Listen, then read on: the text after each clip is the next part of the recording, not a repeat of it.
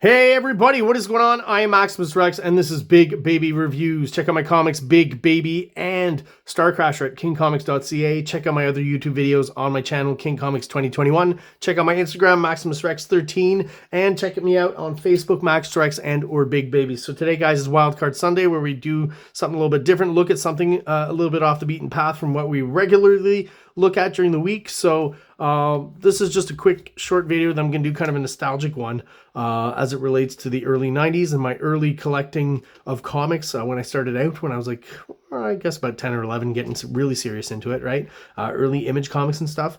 So I'm moving soon and we're clearing stuff out obviously and going through my stuff and making boxes. I came across these and I just feel like they're kind of a nice snapshot of the early 90s comic book collector, and I haven't looked at them in a while, so it's going to be kind of a quick trip through down memory lane for me and hopefully for you guys as well out there, or for some of you who were there and for some of you who get a quick glimpse into comic collecting in the early 90s. So like I said, this is really early on in my comics collecting.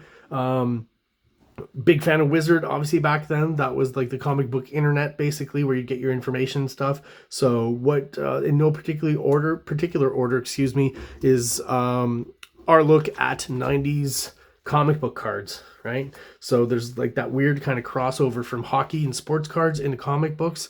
The hockey cards actually started, and the sports cards started losing popularity collector wise before the comic books, and then the card market kind of moved into the comic books as well. So it was like like you'd buy derivative products of t-shirts and toys and stuff. Well, there were cards as well, lots of them, right? I think obviously there's still some of those today, but some of them were touted as collectors and this and that. So I don't know how much any of these are worth, if they're worth anything, but they're definitely interesting in the snapshot of what I was into, right? So again, a lot of these first ones here come from Wizard. If I'm not mistaken, I think this is literally the first Wizard I bought. This was probably the card that was in there, Shadowhawk. So those early teen issues of Wizard had these cards with kind of the foil around them, and they were all very Image centric, obviously. These two were in some sort of Wizard special, right? Put them together, it creates one long image. And those early issues again introduced us to all the Image characters. So Mark Silvestri's Cyberforce, Wetworks down here, even though nothing came out around that time. Fortunately, familial issues with Wills Perdasio, not his fault. Dale Keown here, with the Pit card, which is again taken from my very favorite Wizard cover with the Pit, the Max, and Blood Wolf on it. We got a Max down here, which looks cool. Like I do appreciate, call it gimmicky or whatever, but the foil here maybe is not so great. But once they got to these kind of chromium deals where part of the background or whatever was reflective, I thought this Max card and this Pit card looked pretty darn cool. These are just two random cards from the Wildstorm set, so Wildcats maybe. I think that's specifically Wildcats, excuse me. And I've always liked this one. It's by Joe Quesada, and the way he draws the side shoulder and the triceps and stuff here, I've, this in a weird way informed a lot of my drawing from this angle back when I was a kid. So thank you, Joe Quesada, for kind of showing me how to do that. And there we go. That's the first page. Not quite sure who drew this. Don't remember much about this character here from Wildcats. I do remember seeing him. Jim Lee drew him, so. All right, next sheet. What do we got? So this, I guess this is somewhat in order, at least chronologically, I think. So we've got Rob Liefeld's Youngblood here, drawn by Jay Lee. Very cool. We've got Jim Lee's Stormwatch, drawn by Jim Lee, and maybe one of the only Stormwatch drawings early on that Jim Lee did. And I feel like he probably inked this himself too. It's not Scott Williams. It's a little kind of rougher and grungier, and I like when Jim Lee does that. Rob Liefeld's Battlestone, drawn by whoever that artist was, Marat Michaels, I believe. Shaman's Tears by Mike Grell. Another Cyberforce card, interesting. And then so the chromium effect, again, I like when it's applied to the background here, but when they start applying it to the figures and a lot too many elements on the card it starts getting kind of too busy and not very fun, to be honest. We got Ribclaw Union, was pretty cool, by Mark Teixeira. I remember really liking the art on that one. I mean, Doom's 4, there was a comic eventually. I don't even know why I have this. Like, I don't remember getting this. Gen 13 either. Are any of these worth anything? If anyone out there knows, let me know in the comments. So here we're kind of going back in a little bit earlier. Oh, wow, Cybernary, eh? And who's that? Is that drawn by Nick Manabat? I believe it is. one of the, Nick Manabat, if you don't know about Cybernary, he drew like 2 or 3 kind of issues of it, and didn't do much after and passed away pretty early on. So this might be one of the only other kind of pieces of Cybernary art out there. Interesting. Yeah, so the Image guys had a whole fad where they were doing their version of Santa. So you've got Santa Todd by Todd McFarlane, Holiday here by Jim Lee. There was Santa the Barbarian by Rob Liefeld. I thought I had it, but maybe somewhere else in this stack. I'm kind of remembering it, but don't seem to have it here. We do have Joe Quesada kind of maybe doing a bit of a same kind of version of Santa Claus, which is odd because is this in around the same time he did the Ultimate Warrior pinup Santa Claus kind of Christmas special? If you know about that, I have an Ultimate Warrior comics review. You can have a look there. It's pretty crazy. It's pretty out there. Not quite sure why I even kept this. Not very interesting, to be honest, but I guess the precursor of what we have today is, scan codes on our phone or QR codes. I need to look into this. I really like Lee Weeks. I like the Predator. Always liked Batman Predator. I feel like Magnus Robot Fighter versus Predator would be cool. I think I actually may have bought it. They have Barry Windsor Smith covers, I believe. So this might be in my to-read pile. I should get to that. My to-read pile, guys, is, there's stuff in there I don't even know about. When I move, I'm going to have to really focus on that. And maybe even, I've been toying with the idea of just having a day in the week where it's my, to-read pile. I take something out, read it, and then review it. That'll be coming up soon, once I run out of artists. Okay, so this is just a crappy, cheap Youngblood set. I remember this one here. I haven't been showing you the back of the cards. Not that there's that much more interest in the back, but just to show you, the low quality of these ones I remember. Yeah, the back isn't even, it's black and white with one color, so it's probably cheaper to print, right? And yeah, it's literally just art taken from Youngblood and blown up here as cards, and kind of sequentially trying to tell the story of Youngblood. I feel maybe there might be more information about the plot of Youngblood #1 on these cards than in the actual issue. It does feature, this here is a pinup. I know that's from the comic, but this is a pinup I haven't seen much of, honestly. It's kind of sucks at the size, though, to be honest, that it's so reduced. It gets kind of blurry and stuff. I mean, I can see it all right here. It's a pretty cool image, but not something taken straight from the comic, I think, as all of these are. So I'll just kind of go through those quickly.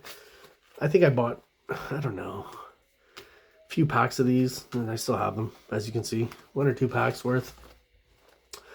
So yeah, chronologically, once again, this is still pretty early. These are cards I got from my Satan 6 comics, which I will do reviews of soon when I hit John Cleary as an artist. If you don't know, he's kind of guy who was mimicking Todd McFarlane back in the 90s. But there's still something I kind of like about his art, to be honest. So we'll be looking at those at some point. Blood Wolf, these are all my darker image cards, right? I somehow managed to get all 3. I got double Shatterstars from X-Force for some reason. Don't know why I kept these.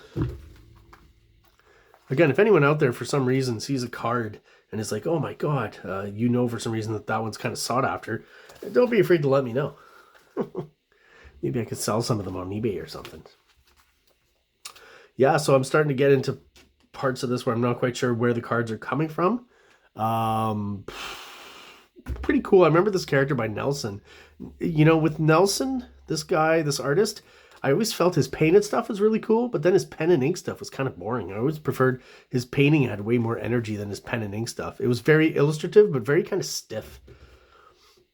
Yeah, so a lot of these, some DC characters that I really don't know much about. I remember this was Milestone, one of the characters from Milestone.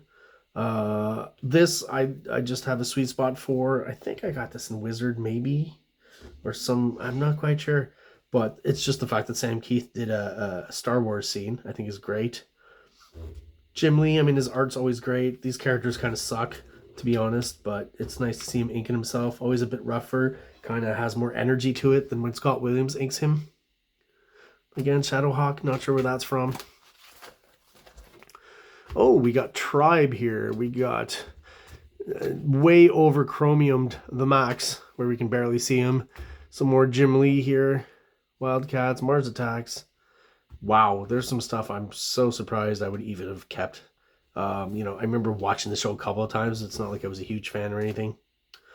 half a hero card here. Oh yeah, these I kind of like the chromium Jack Kirby cards, right? From Satan 6 and from Bombast. This was like kind of the last thing that was put out before Kirby unfortunately passed away in the early 90s from Topps Comics.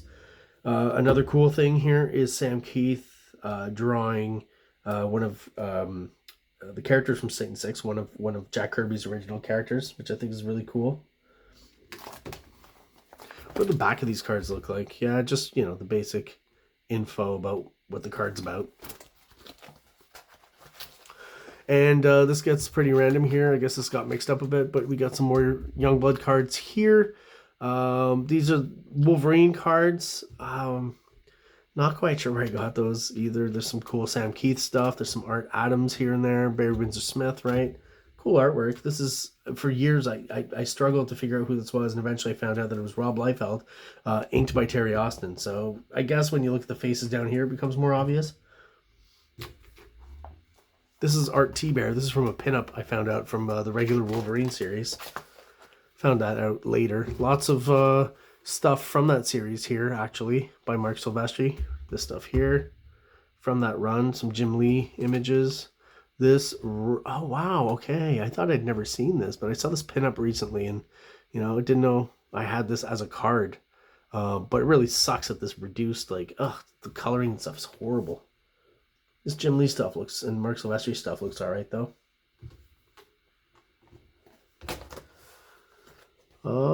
We got some Savage Dragon cards here. Same kind of deal, right? All those Image comics, I'm pretty sure. I mean, did Spawn? I don't know if Spawn had a trading card set, to be honest, but a lot of them had it. Savage Dragon, Wildcats, Youngblood, as you can see. And some actual hockey cards from back in the day. Wow. Those worth anything? Probably not. If you know anything, let me know. Marvel Masterpieces, so that must be Joe Jusko. He did the first one, right? Not a complete set at all, but I have a few. I don't know why I kept these really wild animals here. Feels like pre-puberty cards. So we got some more Wildcat cards here. And a few kind of interesting things here. She was kind of a hit for a while there by Tucci. She was kind of one of the, maybe the better Bad Girl comics. I never read it, but people would say it actually had a storyline. It wasn't just about TNA. I gotta say, from her costume too, it's pretty tame compared to a lot of the stuff from the Bad Girl early 90s. Case in point, Lady Death. Got another, what was that comic he did for Image? Dragon something? I forget. I should check on the back. Maybe it says Phantom Force, Dragon something. Yeah, so that's from Phantom Force. One of the last things Kirby did as well with Topps Comics. He did this with Image. And yeah, it gets pretty random at this point, right? And yeah, I don't really recognize much of this. Don't remember really where I got it, where it comes from. And we only got 2 sheets left, so got some longer cards at a certain point they started making, which is really annoying because, as you can see, it just doesn't work at all with the format we've already got for cards, and they kind of stick out here. So I guess this belies what I was talking about earlier. Spawn did have an actual trading card set and added an annoying format. So these kind of went the way of Pogs, if you remember those as well.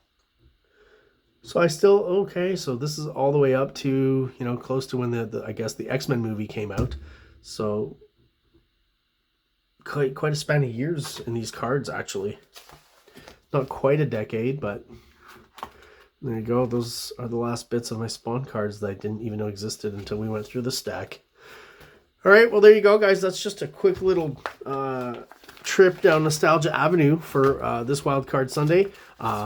If you're still watching and you're subscribed, thank you so much. I really appreciate your support. And if you're watching but you're not subscribed, please do so below. It only takes a second, and it really helps the channel out, helps us grow, helps get us out there to other people who are into comic books just like we are. Go out there, have an awesome day and an awesome Sunday. Like, subscribe, like, subscribe.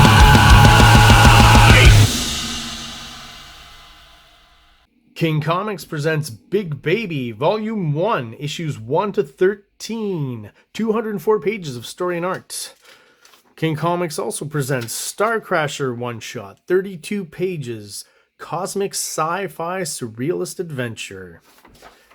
You can find these fine comics at KingComics.CA, at MaximusRex13 on Instagram, or on Facebook, MaxRex or Big Baby.